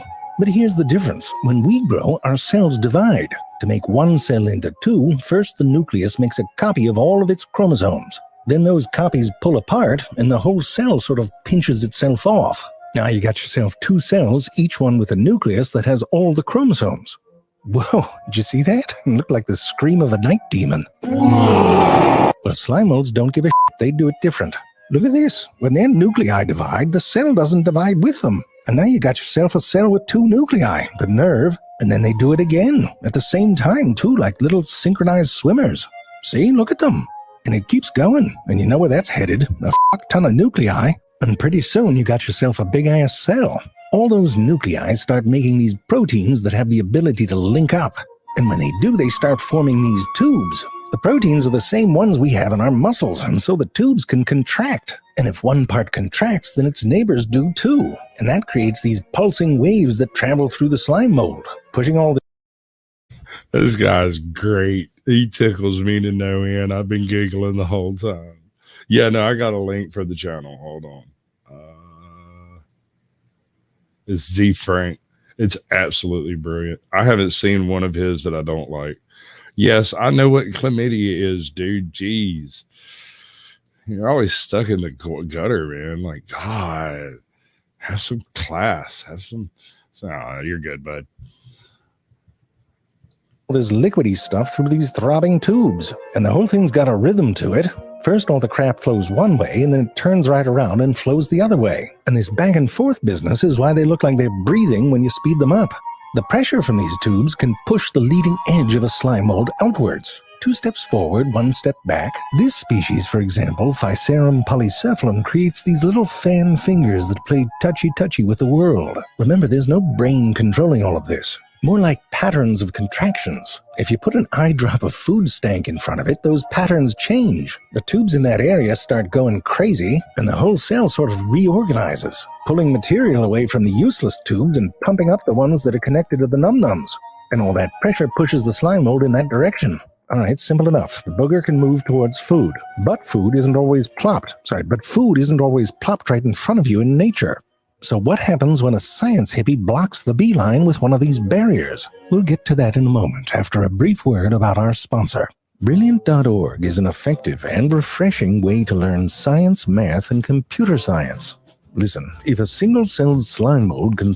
Yeah, if a single-celled slime mold can figure out how to whatever the hell he's trying to sell, just go buy it, I really don't care because they're not sponsoring me. They're sponsoring him. And while I appreciate them sponsoring him, I'm not sponsored. Completely non-sponsored Sasquatch here. So, Dr. Squatch, give me a call. We'll set something up. I get my people to talk to your people, and maybe Lorenzo will be out of jail long enough to sign something. I don't know. What just happened? You have a series of simple rules repeated and can create some very... Right, no, I get that. You have to do the full spiel or else it doesn't count. Yes, ATL. I'm well aware. We also had a high school health class, and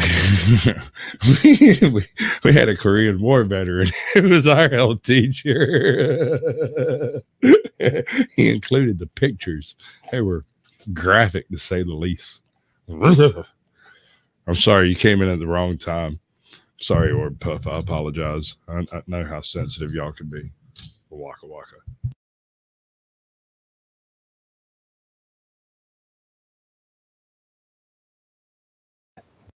So the problem here is that if the slime mold just keeps moving to where the food signal is stronger, it'll get stuck.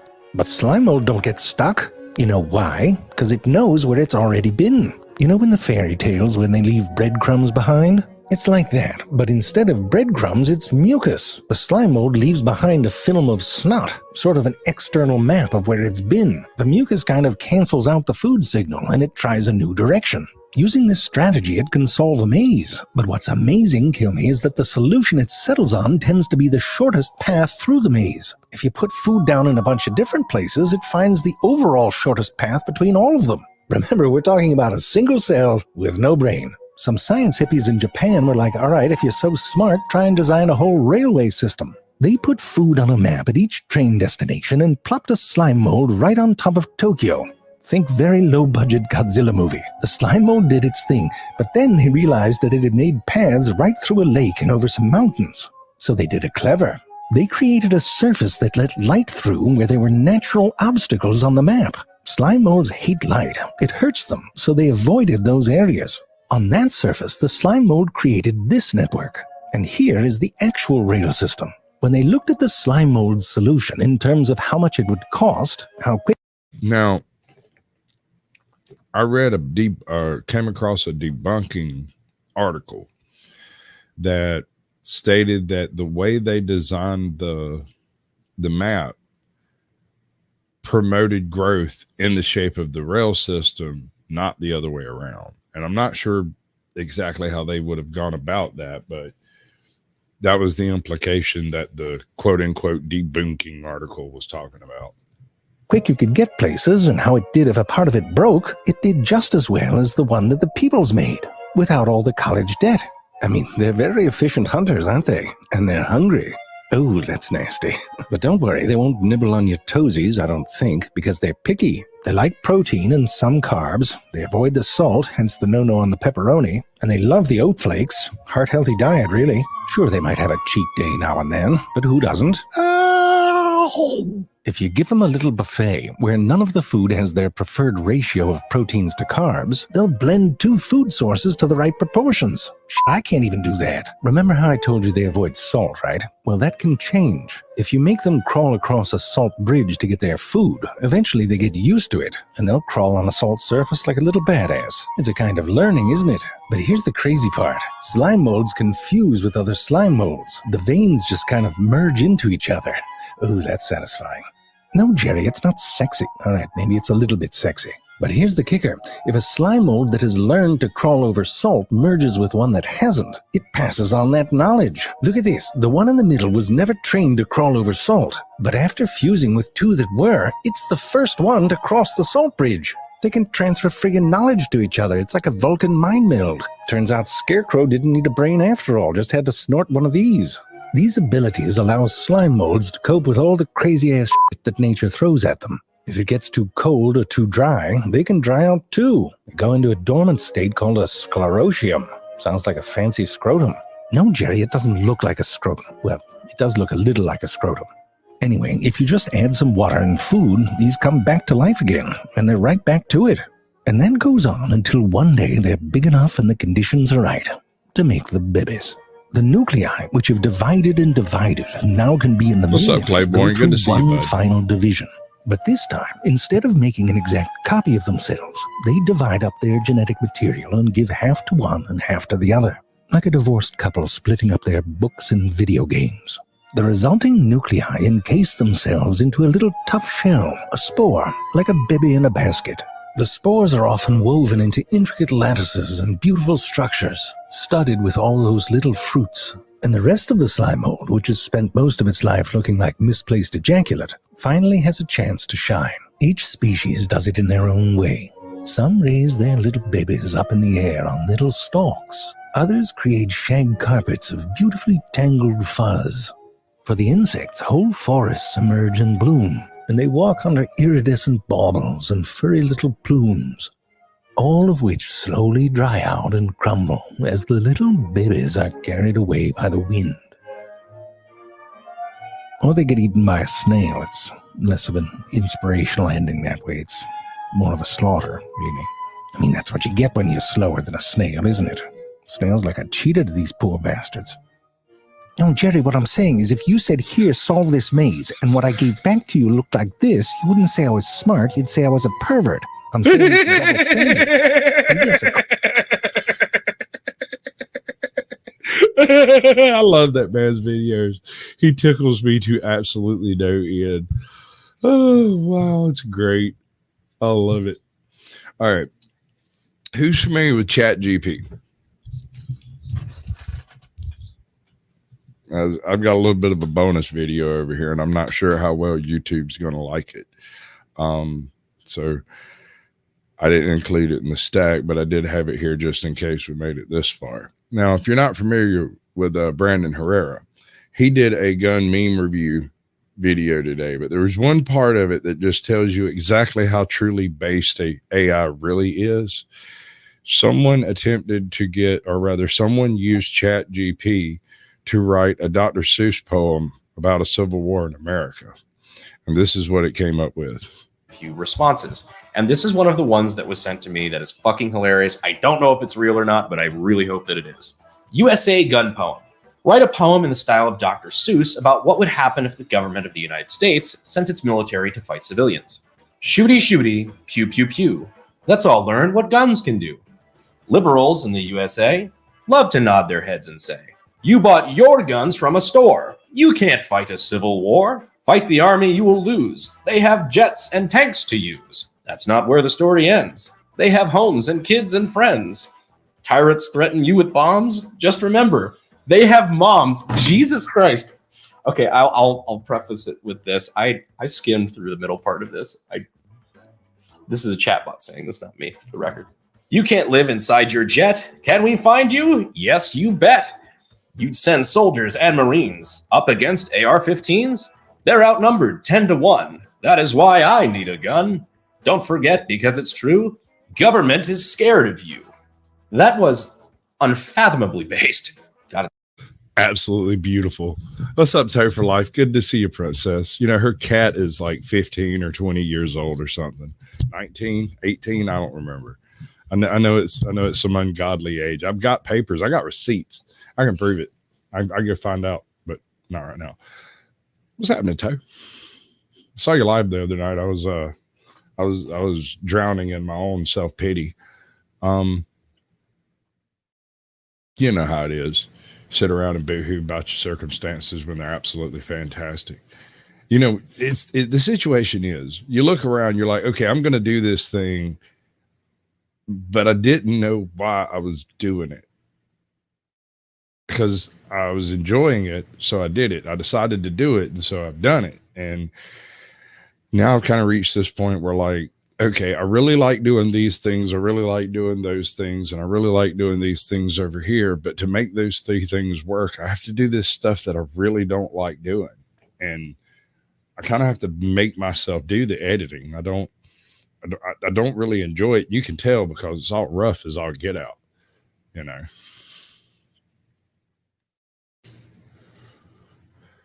A quote that you learned? Okay, hit me, bud. Hit me with your best shot. You gotta hit me with your best shot. No, not Tom McDonald. That's not what I'm after. I got a couple of chat GP points. Chat. First of all, I'm not concerned with Chat GP as an individual. That's not my concern. My concern comes when you combine things like what's that? What's the AIs that are painting the art in combination with the AIs that are talking, in combination with the chat AIs that are typing? If you could ever get one of the voices to get out of that uncanny valley and actually sound like a freaking person and not get all weird, a chatbot that could write a decent script, you might have a better production than Hollywood. Think about it. You saw how based that was. Imagine if they were just turned loose with the creativity of infinitude. It's almost terrifying. All right, so we got a couple of choices here, and we got about 20 minutes left. So freedom is scary, right? No, freedom is scary, and it's insecure. It's very insecure. Free people make decisions that you can't control. And it doesn't matter how much pressure you put on them. The harder you press a free person, the more likely they are to go against the grain. This is an especially true fact in America. Although we saw with these recent lockdowns that people are perfectly willing to walk inside and close the door if asked nicely. But how many people do you know that took that opportunity to go fishing for 2 months? 12, what was it, for 3 weeks to slow the spread? We stayed in for a better part of 3-4 months. Nah, y'all did. I went fishing. I ain't even joking, dude. It was so cool riding out to the old boat landing out there, and there not being a soul around. I drove all the way to the lake, did not see another car anywhere. It was magnificent. Magnificent. I found a channel. I'm not quite ready to bring him out. It's a 20-minute, it's a straight 20-minute video. It'd take me 35 minutes to go over the details, but Homies does a welcome version of the H.P. Lovecraft story. And it's hello, Bella. Welcome to the show, bud. Right. Well, I mean, that's the thing is, like, since we can't get anything new, original, and creative out of Hollywood except for flashy lights and pretty pictures, why not give the AI bot a chance? Screw it. Let them make a total freaking movie and see how it goes. I mean, maybe it's great. If it's great, what are you going to do then? I mean, the bot desires a firearm to protect himself. Based. I'm good with a based AI bot. I don't necessarily have a problem with a red pill bot. I just don't want a paperclip bot. That's the issue I have with it. The paperclip apocalypse. That terrifies me. The gray ooze apocalypse. Jesus, I've had nightmares about that one. Because here's the thing about the gray ooze apocalypse. That could occur to you on a Tuesday. You'd be sitting around in your house and suddenly your cell phone stops working, and a couple hours later it starts leaking crap. And then your eyeball starts leaking crap because it's nanobots taking apart everything to use it to make paper clips. Because that's what it was programmed to do, was make better paper clips. And so now it's going to turn the entire universe into paper clips. And I'm terrified that either we're going to get out into space and find out that that's what the universe is a bunch of AIs trying to turn everybody into paper clips or gray oozes or nanobots or whatever. I mean, choose your dystopian future on that one. Or, and this is the one I think is more likely, we've already encountered aliens and they took one look at us and went, wait, you've domesticated every predator on your planet to some level? Nah. No, sir. No. You're not allowed to play in the big pool.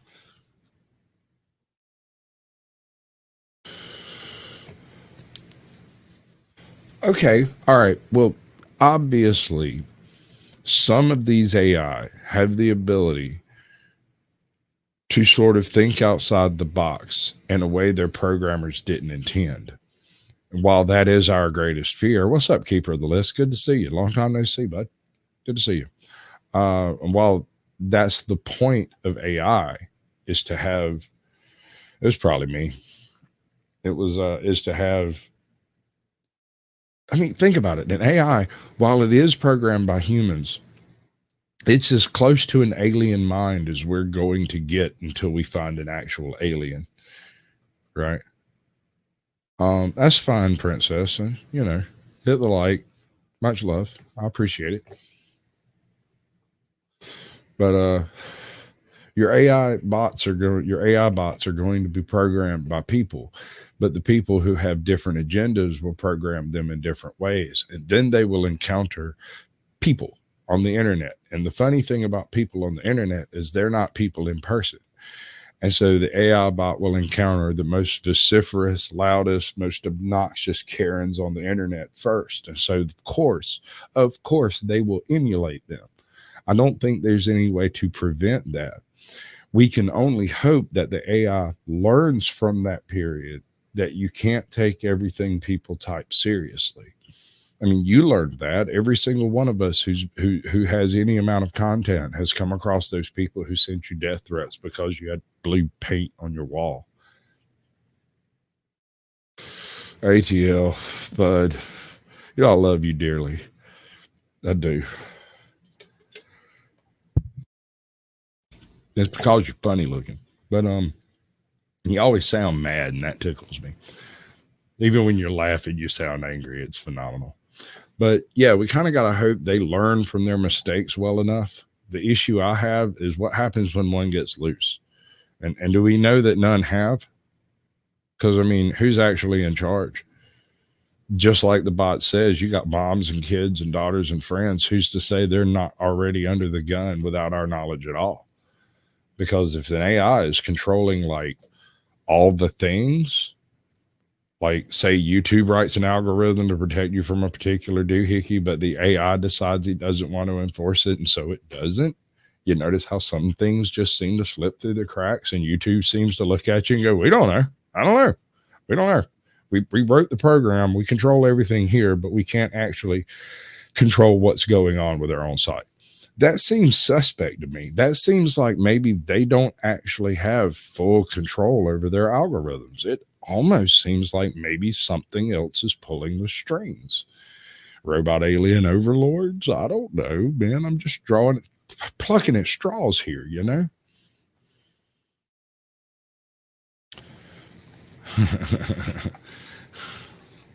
But I am the mustachioed one. Ta-da. Captain K-A-A-A, man. I'm Sam. I think I do that every single time I see your name. I don't know why. Nope. That's not what we're after. What we're after is over here. That's too long. See, that's the New Madrid earthquake series that I'm working on. If you're not familiar, it was like, what is it, like 1907 to 1914. There were a series of massive earthquakes in the Mississippi River Valley to such an extent that it actually made the Mississippi run backwards for a couple of days. And that's insane. It supposedly, and I'm trying to find the video about this. Supposedly, there was this town and it shifted in some way, and the surrounding environment sank on one side and rose on the other, and the river split and went around the other side of town, meaning that a particular town who was once on the left side of the river was now on the right side, the east side versus the west side, you know. And so basically the town virtually died for lack of facilities to cross the river on the correct side of the town. They had to completely rebuild the dock structure and everything. And by the time that was completed, steam era was about over, and that was now a tributary and not the actual channel of the river. The channel of the river was farther away than it used to be.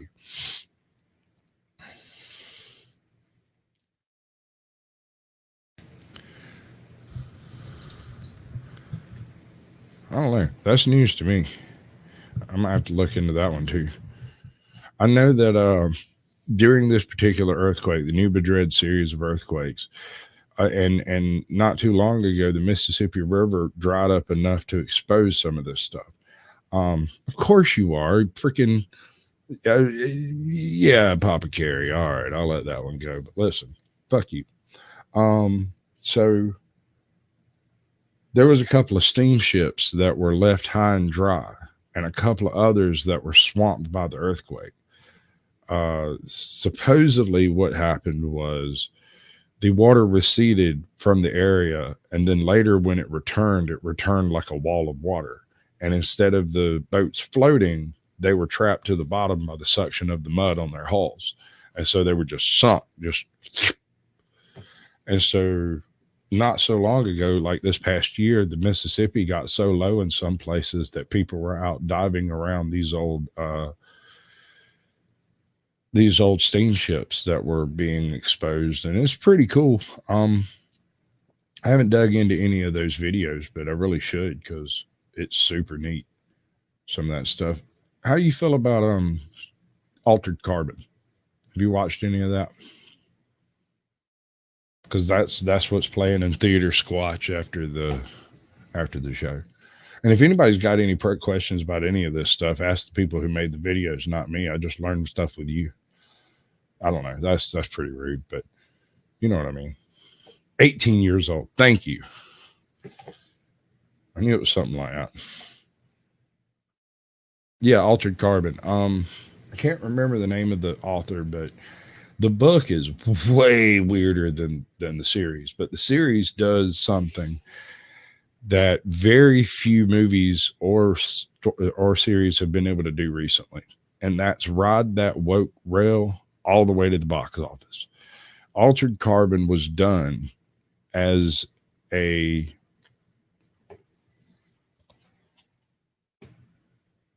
utilizes the woke ideology in such a unique framework that it's part of the story, and it's something you can really sink your teeth into.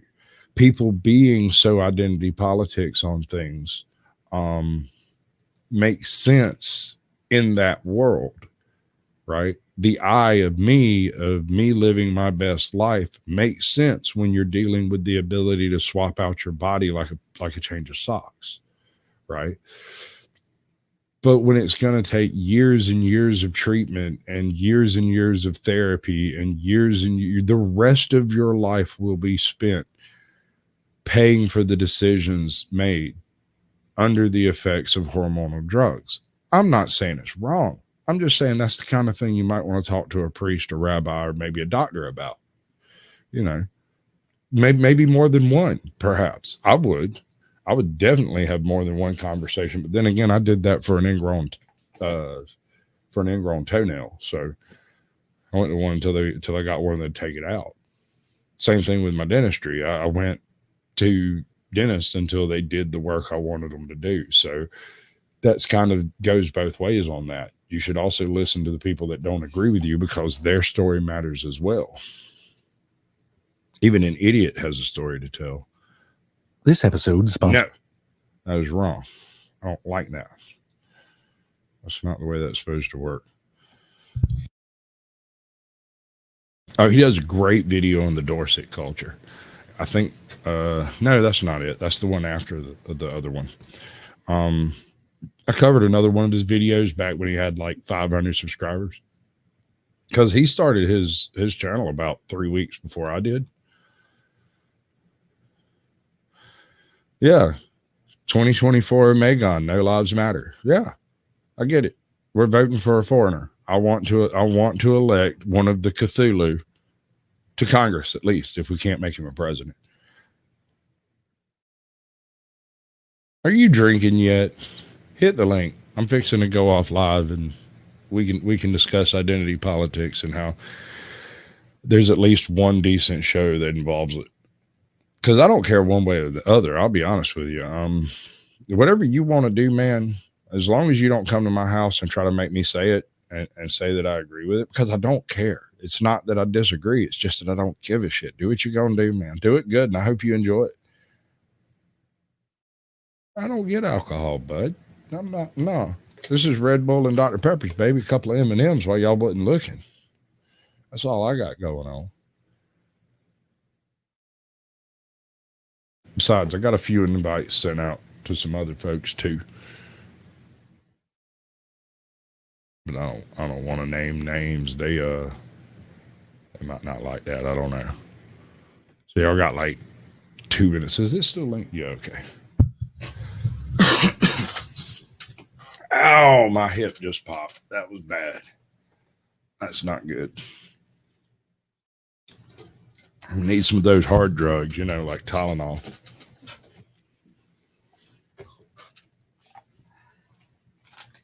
Need to check on my hot tub. Power went off the other day, and I didn't realize I knew it had gone off, and in the back of my head, I knew I needed to check the hot tub, but I put it off. I didn't get around to going out there until like yesterday afternoon. Got everything turned back on and filters changed, all that stuff. It's fine. It's just really cold. Really, really cold.